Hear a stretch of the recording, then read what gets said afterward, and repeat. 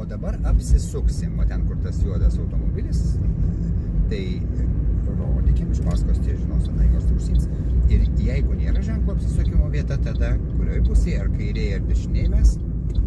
Dešinėje geriau, jo, tada. Va, nesiduoda čia. Ir duoda ten, kur ženklas yra, tada kairėje sukamės. Jo, ir čia visą laiką, žiūrėk, būna linija, žinai, prieš perėjas, tai dabar nėra linijos, tai galėsi ir į tą pirmą nuvažiuoti, o galima ir į antrą, čia jau kaip tu nuspręsi.